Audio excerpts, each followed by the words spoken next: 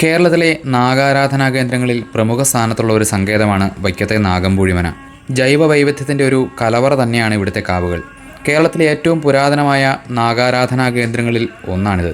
വൈക്കം മഹാദേവ ക്ഷേത്രത്തിനും ഉദയനാപുരം സുബ്രഹ്മണ്യസ്വാമി ക്ഷേത്രത്തിനും മധ്യത്തിലായി വൈക്കം വലിയ കവലയ്ക്ക് വടക്കുവശത്തായിട്ടാണ് ഈ നാഗമ്പൂഴിമന സ്ഥിതി ചെയ്യുന്നത്.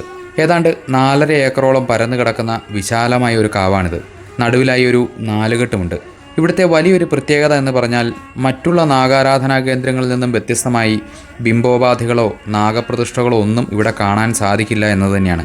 നാലുകെട്ടിനുള്ളിലെ നിലവറയ്ക്കുള്ളിലാണ് നാഗരാജാവും നാഗേക്ഷിയും കുടികൊള്ളുന്നത്. കൂടാതെ ചുറ്റുമുള്ള കാവുകളിലും നാഗസാന്നിധ്യമുണ്ട്.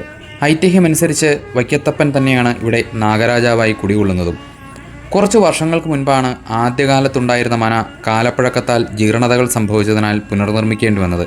പഴയ മനയുടെ അതേ അളവിലും സ്ഥാനങ്ങളിലുമൊന്നും യാതൊരു വ്യത്യാസവും കൂടാതെയാണ് പുതിയ മനയെ നിർമ്മിച്ചിരിക്കുന്നത്. നൂറ്റാണ്ടുകളായി മനുഷ്യരാരും കടന്നു ചെല്ലാത്ത ഇവിടുത്തെ കാവുകളിൽ ഘോര വനാന്തരങ്ങളിൽ മാത്രം കണ്ടുവരുന്ന അത്യപൂർവ വൃക്ഷങ്ങളും ഔഷധ സസ്യങ്ങളുമൊക്കെ ധാരാളമുണ്ട്. എല്ലാ ദിവസവും രാവിലെ പൂജകളുണ്ടെങ്കിലും ആയില്യം നാളുകളിലാണ് ഇവിടെ വിശേഷാൽ പൂജകളും മറ്റും നടക്കുക. അന്നേ ദിവസമാണ് ഇവിടെ കൂടുതൽ ആളുകളും എത്തിച്ചേരുകയും പതിവ്. ഇവിടുത്തെ പഴയകാല മനയുടെയും പുതിയ മനയുടെയും ഒക്കെ കാഴ്ചകളും വിശദമായ ചരിത്രങ്ങളും ഐതിഹ്യങ്ങളുമൊക്കെ നമ്മുടെ ചാനലിൽ കൊടുത്തിട്ടുമുണ്ട്.